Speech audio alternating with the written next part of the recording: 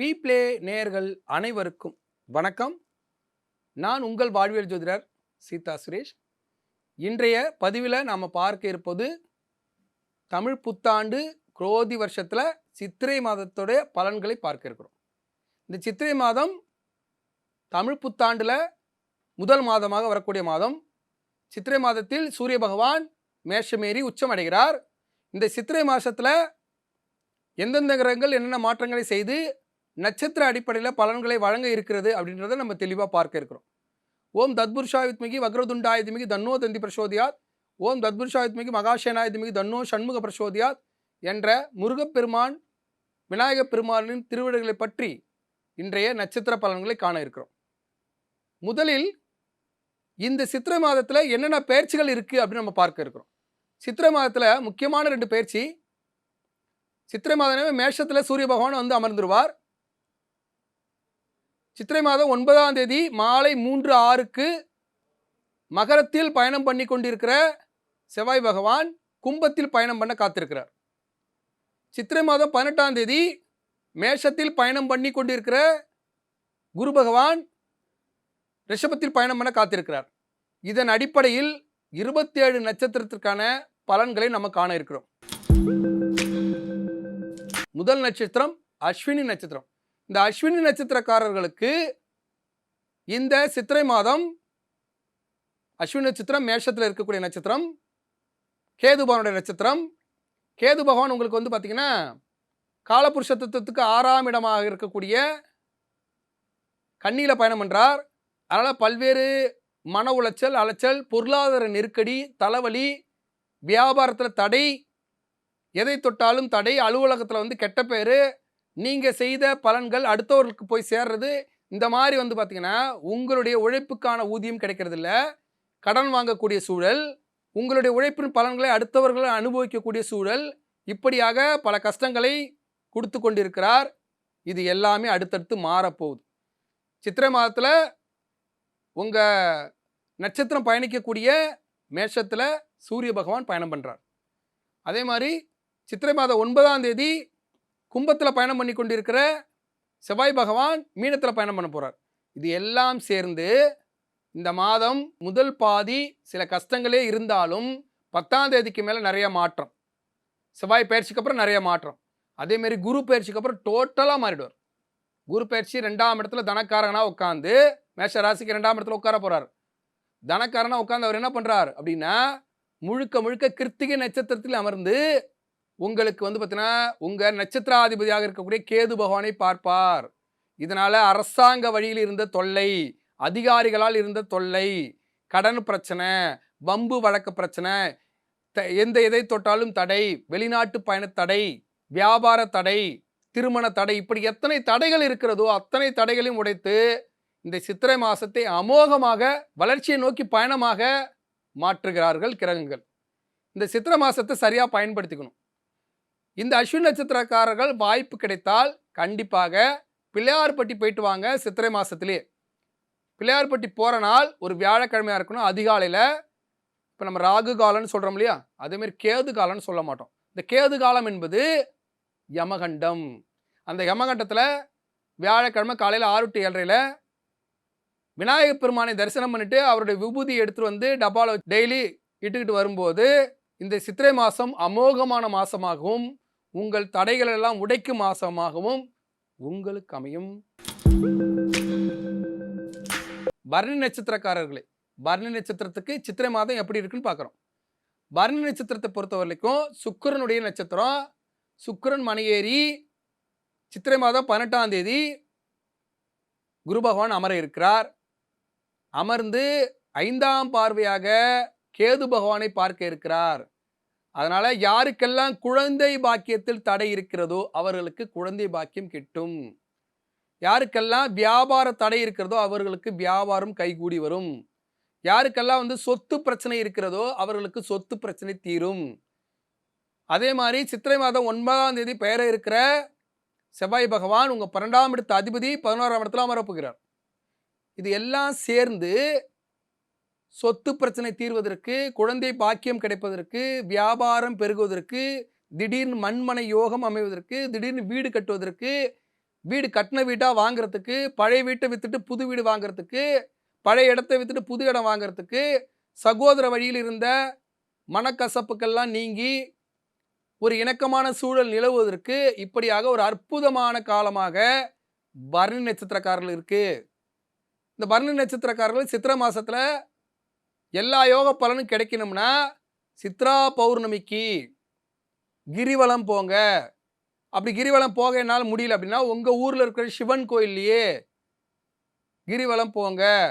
அதுவும் முடியல அப்படின்னா வீட்லயே பௌர்ணமி நாள்ல மாலை பொழுதுல சூரிய அஸ்தமனத்திலிருந்து அடுத்த நாள் சூரிய உதயம் வரலைக்கும் இரவு பொழுதுல பௌர்ணமி முழு நிலவுக்கு வாசலுக்கு வந்து நிலவை பார்த்து ஒரு தட்டில் வந்து பார்த்தீங்கன்னா அரிசியை பரப்பி அதன் மேல் நெய் தீபம் வைத்து விளக்கேற்றி வணங்கி கொள்ளும் போது இந்த சித்திரை மாதம் அமோகமான பலனை கொடுத்து வாழ்க்கையில் முன்னேற்றத்திற்கான பாதையை வகுத்து கொடுக்கும் என்பது நிதர்சனமான உண்மை. கிருத்திகை நட்சத்திரம் ரொம்ப சிறப்பா இருக்கு. சித்திரை மாசத்துல கிருத்திகை நட்சத்திரத்துல வந்து பாத்தீங்கன்னா மேஷம் ஏறி அமர்ந்திருக்கிறார் சூரிய பகவான். அதே மாதிரி கிருத்திகை நட்சத்திரம் முதல் பாதத்தில் இருந்து 2ஆம் பாதத்திற்கு குரு பகவான் பெயரை காத்திருக்கிறார். சித்திரை மாதம் 18ஆம் தேதி. சித்திரை மாதம் 9ஆம் தேதி செவ்வாய் பகவான் மீனம் ஏறி அமர காத்திருக்கிறார். இது எல்லாம் சேர்ந்து அரசாங்க வழியில் சில தொல்லைகள் இருந்தாலும் லாபம் இருக்கும். போராட்டத்தோடு வெற்றி காணக்கூடிய ஒரு காலமா இருக்கும். எந்த விஷயம் நடக்கலன்னு இப்ப போராடிட்டு இருக்கீங்களோ, சித்திரை மாதம் முதல் மாதமா இருக்கக்கூடிய இந்த காலகட்டத்தில் வாழ்க்கையில எதெல்லாம் உங்களுக்கு வேணும், எதெல்லாம் உங்களுக்கு தடையா இருக்கு, எதை நோக்கி பயணம் பண்ணணும் அப்படின்னு நீங்க நினைக்கிறீங்களோ அதையெல்லாம் போராடி தான் பெற முடியும். எளிமையா பெற முடியாது. ஆனா போராடினா கண்டிப்பா சக்சஸ். இந்த பள்ளத்தை தோண்டினா கண்டிப்பா வந்து புதையல் எடுக்க முடியும். ஆனா தோன்றதுக்கான மனதைரியமும் கால அவகாசமும் தேவை. இன்னைக்கே தோண்டிட்டு நாளைக்கே கிடைக்கும்னு நினைக்கக்கூடாது. இன்னைக்கே போராடிட்டு நாளைக்கே கிடைக்கும்னு நினைக்கக்கூடாது. ஏன்னா கிருத்திகை நட்சத்திரம் முதல் பாதத்திலிருந்து 2ஆம் பாதத்திற்கு குரு பகவான் பயணம் பண்ண இருக்கிறார். அது வந்து சில அலைச்சல்களை, மன உளைச்சல்களை, தீராத வழிகளை, தீராத பிரச்சனையை கொடுத்தாலும் உங்களுக்கு லாபத்தை தான் தரும். ரோகிணி நட்சத்திரக்காரர்களே, இந்த ரோகிணி நட்சத்திரத்திற்கு கிருத்திகை நட்சத்திரம் முதல் பாதத்திலிருந்து 2ஆம் பாதத்துக்கு குரு பகவான் சித்திரை மாதம் 18ஆம் தேதி வரப்போகிறார். மேஷத்துல குரு பகவான் 12ஆம் வீட்டில் இருந்தவர் இப்போ வந்து பார்த்தீங்கன்னா ஜென்மத்தில் வந்து அமரப்போகிறார். 12ஆம் வீட்டில் சூரியன் அமர்கிறார். மேஷத்தில் செவ்வாய் எனப்பட்டவர் என்ன பண்றாருன்னா கும்பத்திலிருந்து மீனத்துக்கு வந்துடுறார் சித்திரை 9ஆம் தேதி. இது எல்லாம் சேர்ந்து அற்புதமான காலம். ஆனா மனப்போராட்டமான காலம், மனக்குழப்பமான காலம். ஏன்னா அவர் என்ன பண்ணுவார்னா பொதுவாகவே ரோகிணி நட்சத்திரக்காரர்களுக்கு தந்தையால் லாபம் இருக்காது, தாய் மாமனால் லாபம் இருக்காது, செய்தொழிலில் பங்கம் ஏற்படும். அதுவும் இப்போ வந்து பார்த்தீங்கன்னா மன உளைச்சல் இருக்கும். நல்ல தொழிலை நான் விரிவாக்கம் பண்ண ஆனால் வேலைக்காரன் கிடைக்க மாட்டேங்கிறான். நல்லா நான் கடுமையாக உழைக்கிறேன், எனக்கு ஒத்துழைப்பு கொடுக்குற மாதிரி வந்து சக தொழிலாளி கிடைக்க மாட்டேங்கிறான். அலுவலகத்தில் நான் பயங்கரமாக வந்து ஒரு ஆர்கனைசராக இருக்கேன், ஒரு ஹச்ஆராக இருக்கேன், நான் நல்லா நிர்வாகம் பண்ணுறேன். ஆனால் எனக்கு கீழே வேலை செய்கிறவங்களாம் என் பேச்சை கேட்டு அதுக்கான ஒத்துழைப்பு கொடுக்க மாட்டேங்கிறாங்க. அதேமாதிரி நான் நல்லா என் பிள்ளைக்கு சொல்லிக் கொடுக்குறேன், என் பிள்ளை ஒழுங்காக படிக்க மாட்டேங்கிறாங்க. இப்படியாக உங்கள் உழைப்பை உதாசீனப்படுத்தக்கூடிய ஒரு நேரம். உதாசீனப்படுத்தினாலும் அதை பற்றி கவலைப்படக்கூடாது. நேரம் அப்படி தான் இருக்குது. என் டியூட்டியை நான் சரியாக செய்கிறேன், என்னுடைய வேலையை நான் சரியாக செய்கிறேன், என்னோட விஷயத்தை நான் சரியாக செய்கிறேன் அப்படின்னு நீங்கள் போயிட்டீங்கன்னா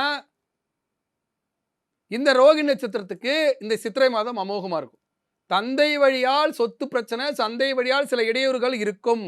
இருந்தாலும் அரசாங்கத்தில் சில இடையூறுகளுக்கு நெருப்பால் கண்டம் இருக்கும், வெப்பத்தால் தாக்கம் இருக்கும், உணவே விஷமாகும், கண்ணெல்லாம் எரியும், உடம்பெல்லாம் சூடாக இருக்கும், பாத்ரூம் போட கூட மஞ்சள் மஞ்சளாக போகுது அப்படின்னு சொல்லக்கூடிய ஒரு அமைப்பு.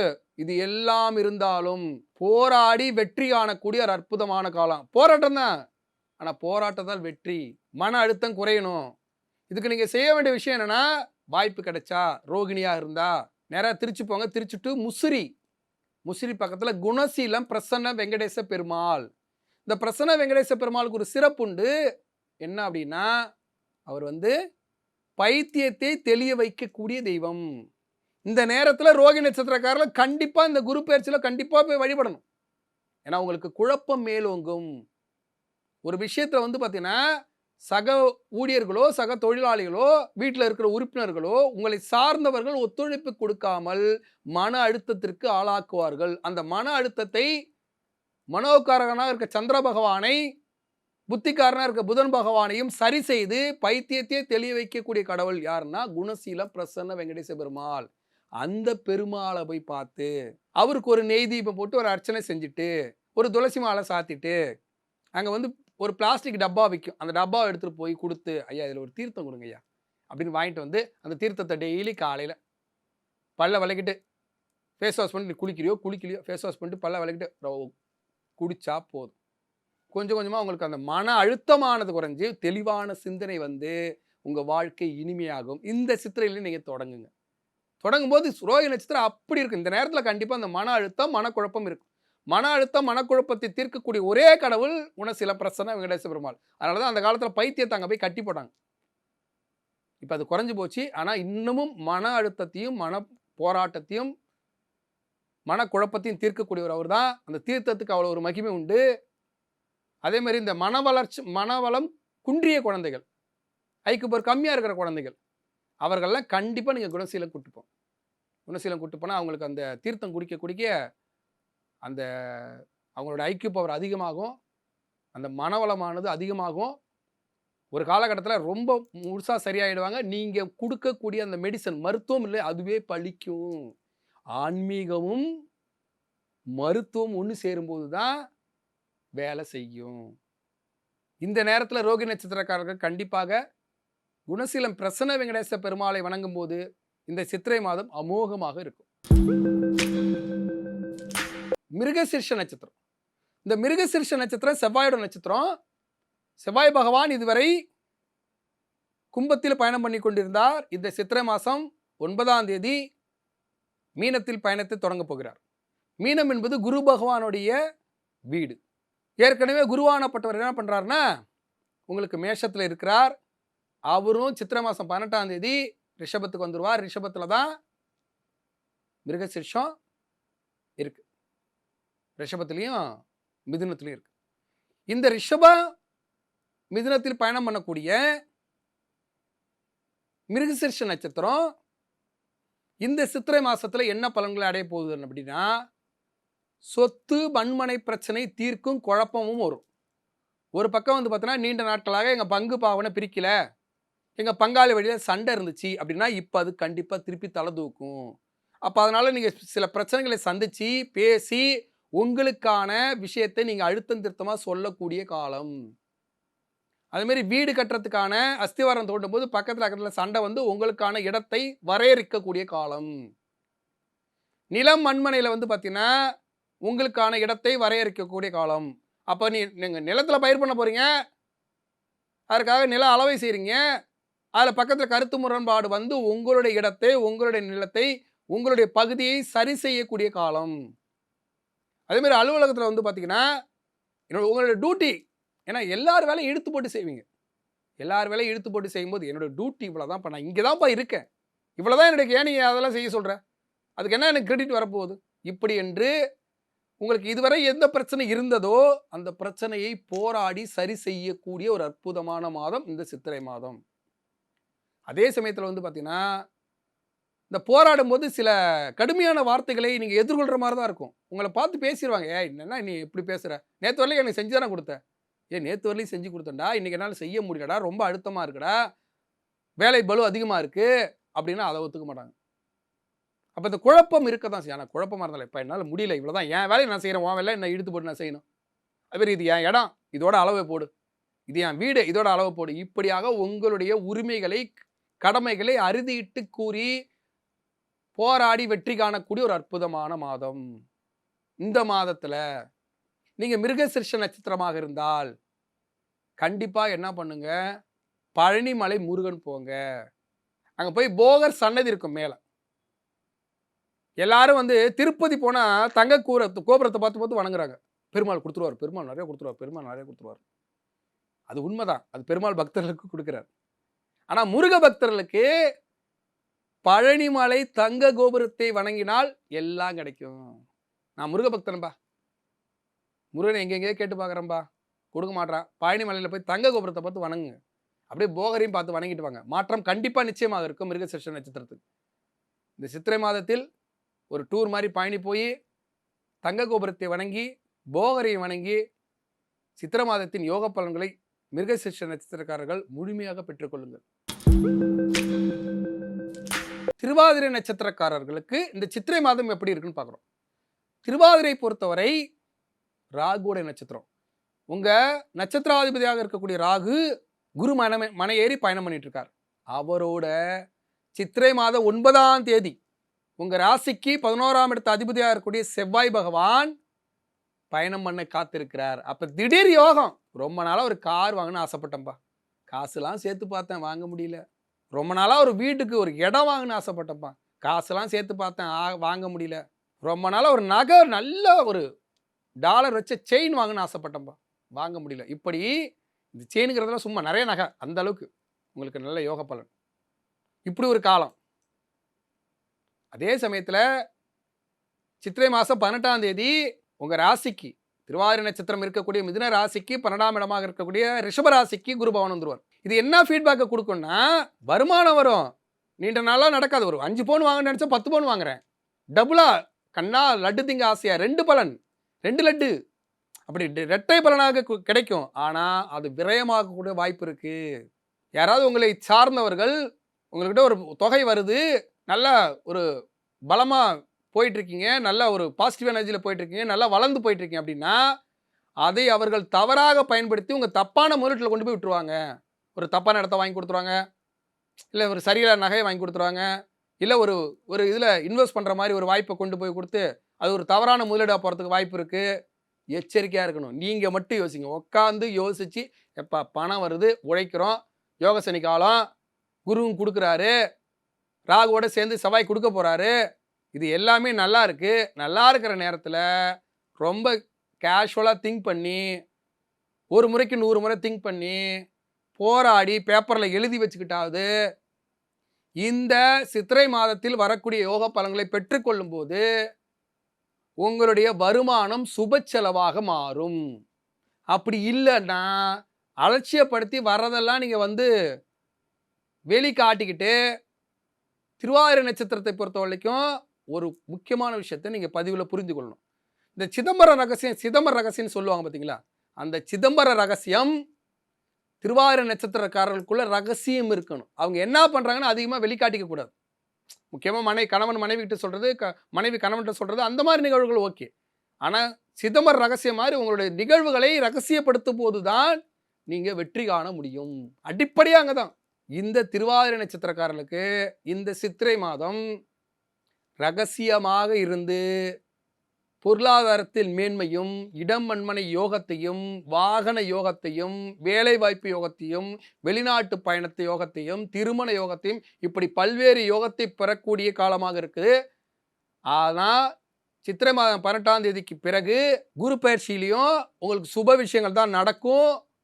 அந்த சுப விஷயங்களும் உங்களுடைய புத்தி கெட்டு போச்சுன்னா விரயமாகி போயிடும். ஜாக்கிரதை. ஏன்னா அஸ்தமன குரு வரையா சித்திரை மாதம் 18ஆம் தேதி பெயரக்கூடிய குரு பகவான் சித்திரை மாதம் 20ஆம் தேதியே அஸ்தமனம் ஆயிடுவார். அது பல்வேறு பாதாள குழியில் வந்து உங்கள் பணத்தையோ உங்கள் செல்வாக்கையோ உங்களை விஷயத்தை கொண்டு போய் தள்ளிடும். எச்சரிக்கையாக இருக்கணும். அப்படி எச்சரிக்கையாக இருக்கும்போது ரொம்ப சிறப்பாக இருக்கும். இந்த சித்திரை மாதத்தில் திருவாதிரை நட்சத்திரக்காரர்கள் தெரிந்து கொள்ள வேண்டிய விஷயம் என்னென்னா, நிறையா சிதம்பரம் போங்க. ஒரு ஞாயிற்றுக்கிழமையில் நடராஜ பெருமானை பார்த்து அங்கே சிதம்பர ரகசியம் என்று சொல்லக்கூடிய தங்கத்தாலான பில்வத்தை பார்த்துட்டு வாங்க. உங்களால் ரகசியம் காப்பாற்றக்கூடிய ஒரு திறன் பெற்று அமோகமாக இந்த சித்திரை மாதம் இருக்கும். புனர்பூச நட்சத்திரம். புனர்பூச நட்சத்திரக்காரர்களே, புனர்பூசம் பொறுத்த வரைக்கும் ரொம்ப சிறப்பாக இருக்குது. புனர்பூசம் மிதுனத்திலையும் கடகத்திலையும் வரும். இந்த புனர்பூச நட்சத்திரக்காரர்களுக்கு சித்திரை மாதம் பல்வேறு லாபங்களை வழங்க காத்திருக்கு. குரு சாதகமாக வரப்போகிறாரு. அதே மாதிரி சனீஸ்வர பகவான் அஸ்தமத்து சனியில் இருந்தாலும் சரி, லாப சனியில் இருந்தாலும் சரி, அவர் கூட சேர்ந்து பயணம் பண்ணக்கூடிய செவ்வாயால் பல்வேறு இன்னல்களையும் மறைமுக யோகத்தையும் கொடுத்துட்டு இருந்தார். இப்போ நேரடி யோகத்தை கொடுக்க போகிறார். குருமனை ஏறி உட்கார போகிறார் சித்திரை மாதம் 9ஆம் தேதி. இது எல்லாம் சேர்ந்து இந்த சித்திரை மாசத்துல புனர்பூச நட்சத்திரக்காரர்கள் ஒரு முறை ராமேஸ்வரம் போங்க. ராமநாத சுவாமியை வழிபடுங்க. இந்த ராமநாத சுவாமியை வழிபடுறதுல என்ன சிறப்பு இருக்குன்னா, நீங்க புனர்பூசத்தில் பிறந்துட்டாலே ஒரு முறையேனும் நீங்க போய் ராமேஸ்வரத்தில் தீர்த்தவாரி பண்ணியே தீரணும். ஏன்னா ராமேஸ்வரம் என்பது சிவபெருமானை ராம அவதாரம் எடுத்த பெருமாள் வணங்கிய ஸ்தலம். அதனால தான் ராமநாத சுவாமி. அவ்வளோ ஒரு சிறப்பு வாய்ந்த ஸ்தலம். அங்க போய் உங்க நட்சத்திரத்தின் அதிபதி அவர் தான். அவரை போய் ஒரு ஞாயிற்றுக்கிழமையில அக்னி தீர்த்த கடலில் குளிச்சுட்டு நேராக போய் 21 கடல்லையும் தீர்த்தவாரி பண்ணிட்டு 22வது சொம்பில் ஊற்றுவாங்க. கோடி தீர்த்தத்தை குளிச்சுட்டு ராமநாத சுவாமியும் பர்வதவர்த்தினையும் வணங்கிட்டு வந்தீங்கன்னா, இந்த குரு பயிற்சி சித்திரை மாதம் 18ஆம் தேதி பெறக்கூடிய குரு பயிற்சி, குரு அஸ்தமனம், அடுத்து வரக்கூடிய சனி பயிற்சி, சனி வக்ர பயிற்சி, இது எல்லாம் கூட்டி கழிச்சு பார்த்தோம்னா அமோகமா இருக்கும். இந்த நேரத்தில் ஆன்மீக பயணம் மேற்கொண்டு வரக்கூடிய யோகத்தை பெற்றுக்கொள்ளணும் புனர்பூச நட்சத்திரக்காரர்கள். இதுல இன்னொரு விஷயத்தையும் அவங்க ரொம்ப கவனமா கையாளணும். ராமேஸ்வரம் போறேங்க, எங்க வீட்டில் கார் இருக்குன்னு எடுத்துட்டு போறேன் குடும்பத்தோட அப்படின்னு போகக்கூடாது. அப்படி நீங்கள் ராமேஸ்வரம் மட்டும் காரில் போயிட்டு திரும்பி வந்தீங்கன்னா அந்த கர்மா ஆக்டிவேட் ஆச்சுன்னா விபத்து ஆகிடும். எச்சரிக்கையாக இருக்கணும். அதனால் நீங்கள் என்ன பண்ணணும், காரில் ராமேஸ்வரம் போகிற மாதிரி இருந்தால் ராமேஸ்வரம் போயிட்டு உத்தரகோசம் அங்கே போயிட்டு நேராக திருச்செந்தூர் போய் தங்கிடணும். நைட்டு அடுத்த நாள் தான் பயணம் பண்ணணும். இல்லை எனக்கு வேலை நிமித்தமாக இருக்குது அப்படின்னா காரில் போகாதீங்க, பஸ்ஸில் போங்க. 10 பேரோட பயணம் பண்ணுங்க, ட்ரெயினில் 100 பேரோட பயணம் பண்ணுங்க. அப்போ மக்களோட மக்களாக சென்று பயணம் பண்ணி ராமநாத சுவாமி பர்வதவர்த்தினையும் பயணம் பண்ணி தரிசனம் பண்ணும்போது அமோகமாக இந்த சித்திரை மாதம் இருக்க போது அடுத்தடுத்து வரக்கூடிய காலகட்டம் சிறப்பாக இருக்கும். அடுத்து பூச நட்சத்திரம். பூச நட்சத்திரக்காரர்களே, இந்த சித்திரை மாதம் பூச நட்சத்திரத்துக்கு ரொம்ப சிறப்பாக இருக்கு. பூச நட்சத்திரத்தை பொறுத்த வரைக்கும் சனீஸ்வர பகவான் அஷ்டமத்து சனியாக இருந்து பல்வேறு கஷ்டங்களை வழங்கி கொண்டிருக்கிறார் என்பதுதான் உண்மை. அவரோட சேர்ந்து செவ்வாய் பகவானும் சேர்ந்துட்டதால செவ்வாய் உங்கள் வேலையை தடுத்துட்டார். எங்கெல்லாம் வேலை கிடச்சிதா அங்கெல்லாம் வேலையை விட்டு நீங்கள் போயிருங்க, நீங்கள் வேலை செய்கிறது சரியில்லை, ஏதாவது ஒரு அவப்பேறு ஒரு கஷ்டம் அப்படின்ற மாதிரி ஒரு சூழல் தான் இருந்துச்சு. இப்போ செவ்வாய் என்னப்பட்டவர் என்ன பண்ணுறாருன்னா, சித்திரை மாதம் 9ஆம் தேதி கும்பத்திலேருந்து மீனத்துக்கு போயிடுவார். இந்த மீனத்துக்கு போகிறது ஒரு லாபம், ஃபஸ்ட்டு ஒரு லாபம் ஆச்சா.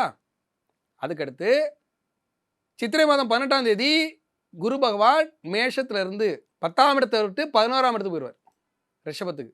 அது ஒரு லாபம். அப்ப வேலை விஷயமாக நல்ல புதிய வாய்ப்பு கிடைக்கக்கூடிய ஒரு அற்புதமான மாதம். ஆனா குரு ஆனப்பட்டவர் போன உடனே அஸ்தமனம் ஆயிடுவார். சித்திரை மாதம் 18ஆம் தேதி போறவர் சித்திரை மாதம் 20ஆம் தேதி அஸ்தமனம் ஆயிடுவார். வேலையெல்லாம் சேர்ந்துக்காங்க, ஆனால் 1 மாதம் கழிச்சு வாங்கன்னு சொன்னாலும் ஆச்சரியப்படுறதுக்கு இல்லை.